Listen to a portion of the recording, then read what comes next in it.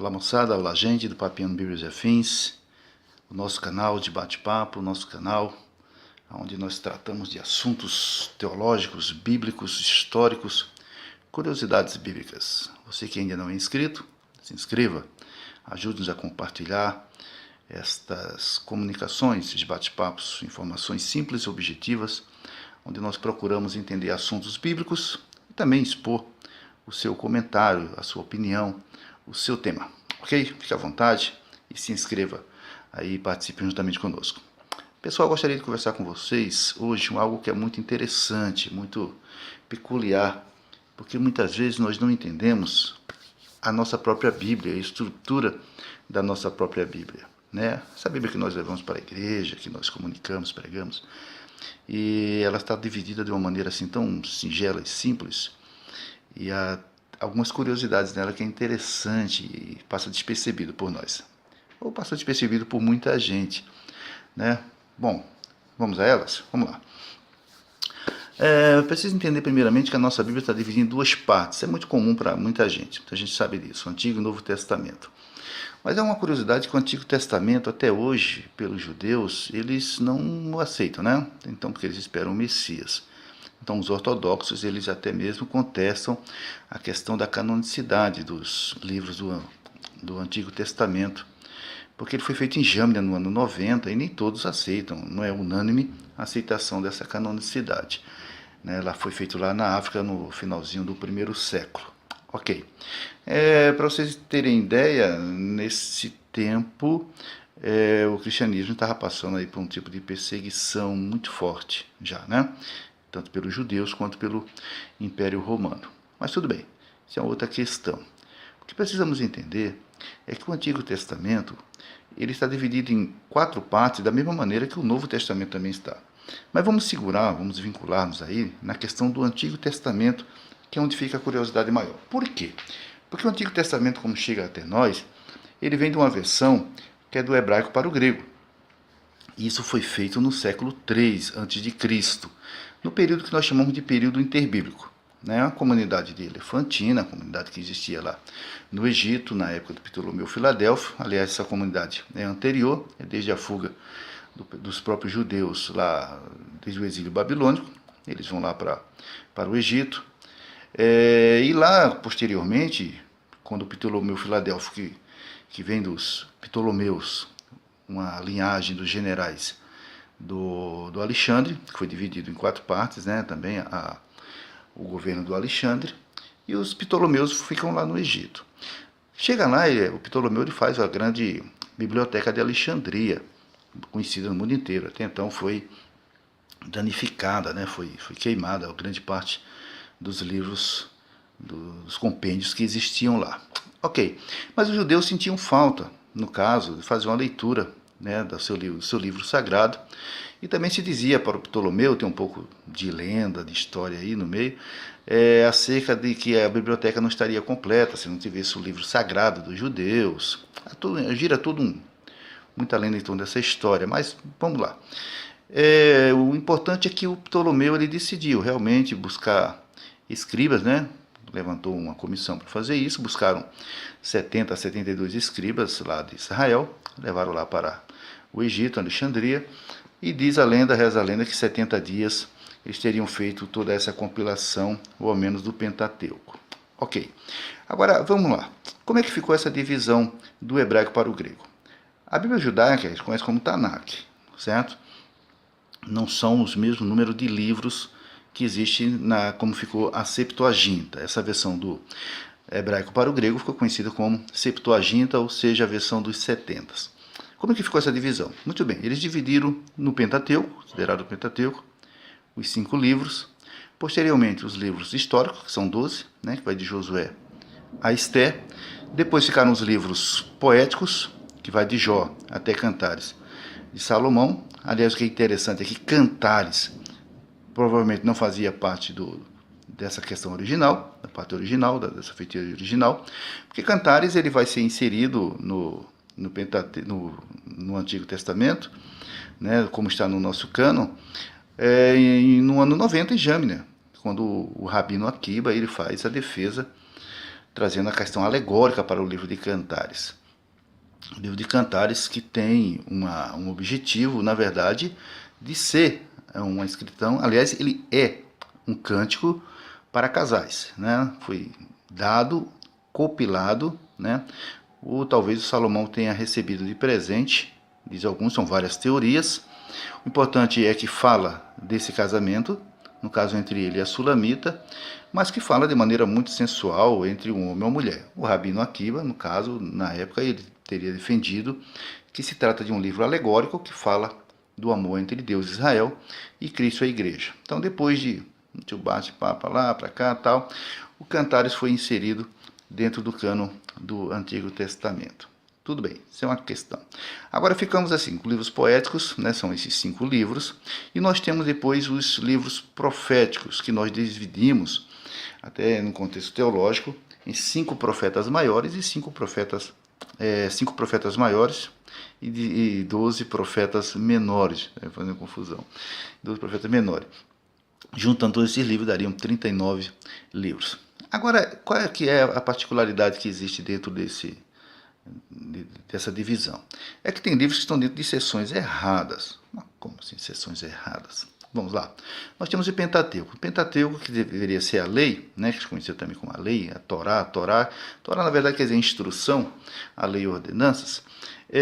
Mas nós temos livros históricos, como, por exemplo, o Gênesis. O Gênesis não tem lei a não ser o surgimento de leis que são não oficializadas, como, por exemplo, o sacerdócio ainda tribal, né?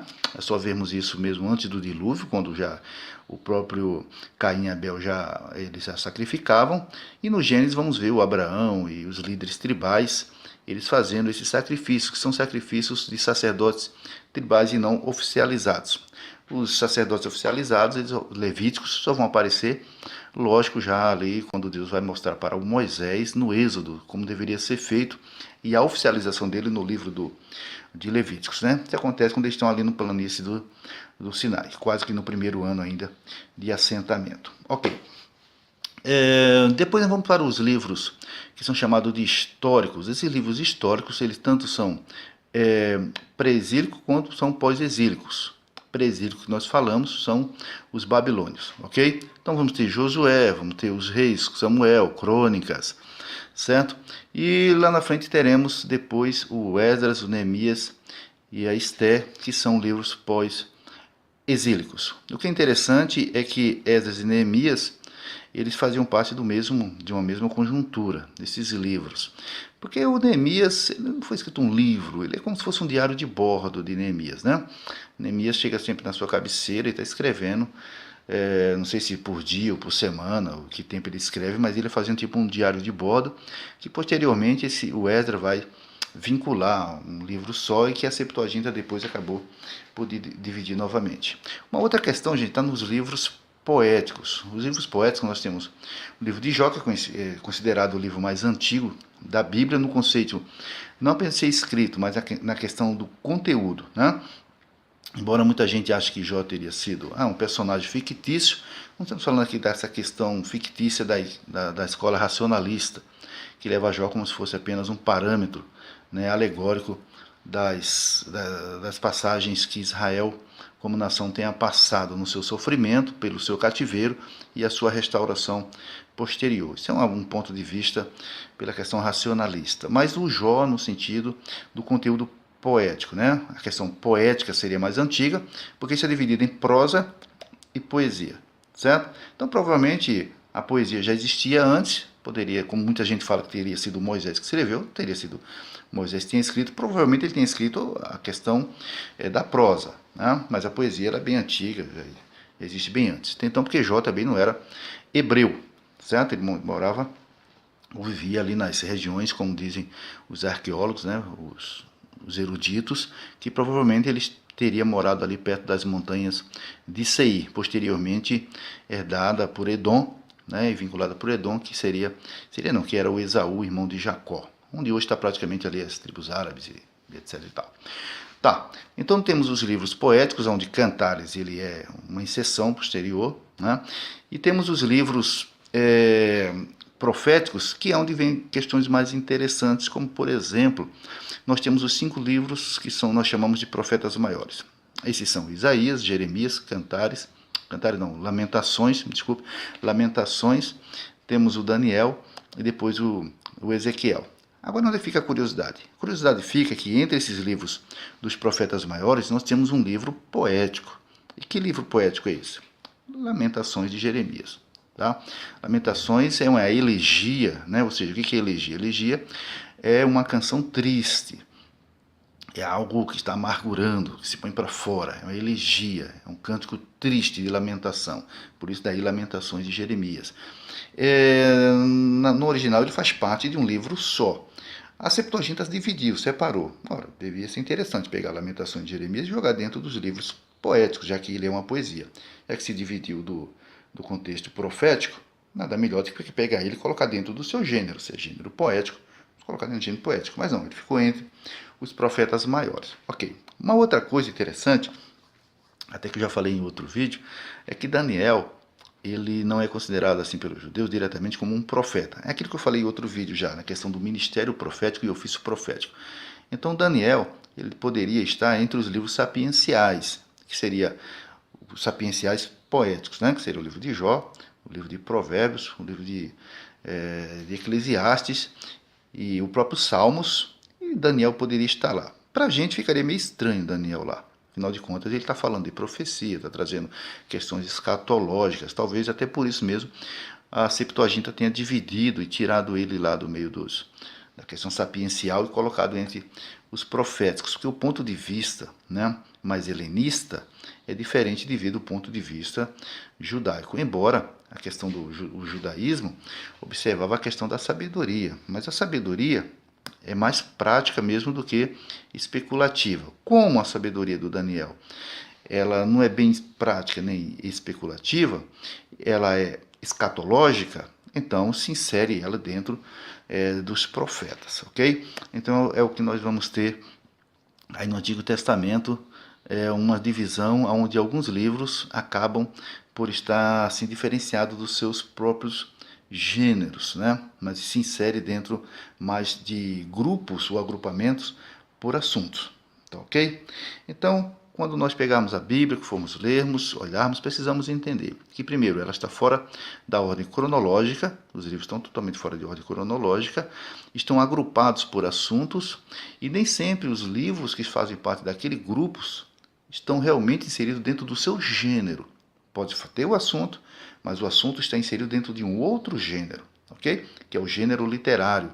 Porque, por exemplo, o Juízes está cheio de gêneros de sagas, que são pequenas histórias de heróis. São pessoas que estão passando por tribulações, passando por dificuldades, e ali surge o herói. Da maneira espiritual, que nós espiritualizamos tudo, né?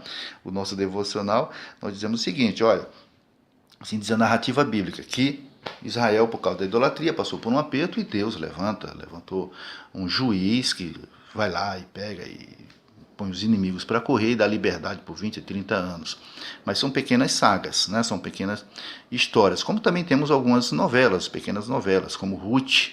Ruth, por exemplo, é uma pequena novela, um romance, né? Todo aquele desfecho que o casal, Cana era o esposo de Ana, né? Sai a Noemi, vai lá para a terra de Moabe, e lá tem toda aquela desgraça que acontece na família dela, e depois ela volta, a Ruth, não, eu quero ficar com você, e fica com ela, e acaba se encontrando com o Boaz, e depois parece que tem aquele final feliz. É bem uma novela, como também temos Esté, que é um drama, né, o povo perseguido, o povo está para morrer, mas Esté foi colocada lá no palácio e ela se torna rainha, né? Ela sai de ser serva, é bem parecido com a Gata Borralheira, né? Se nós a gente foi fazer uma análise assim com as histórias, os contos posteriormente, é bem parecida, ela sai, deixa de ser aquela serva e passa a ser a rainha, e ali ela dá livramento para o seu povo. Então nós temos essas questões, por exemplo, Samuel que tem as guerras, tem a ascensão de Davi, tem o desfecho todo de Saul, tem morte, tem tristeza, tem traição, tem fidelidade da amizade, tá certo? Então a Bíblia está cheia de gêneros, ela é muito humana, ela trata dessa questão humana que retrata sobretudo a humanidade. Ok, gente? Então quando ler a Bíblia, não pegue apenas de maneira espiritualizante, aquele espiritualismo, aquela coisa. Não. É um livro que nos traz edificação, com linguagem humana e que nos aproxima de Deus, nos revela a Deus para o engrandecimento da sua igreja. Portanto, mas no entanto, ela não deixa de ser um livro escrito para a humanidade, ok? E escrito para a humanidade, precisamos lê-la dessa maneira, como sendo a revelação de Deus para o homem. Tudo bem? Então, por enquanto, fica aqui essas curiosidades para a gente e posteriormente nós falamos um pouquinho mais sobre mais. Beleza? Então, até a próxima e tchau!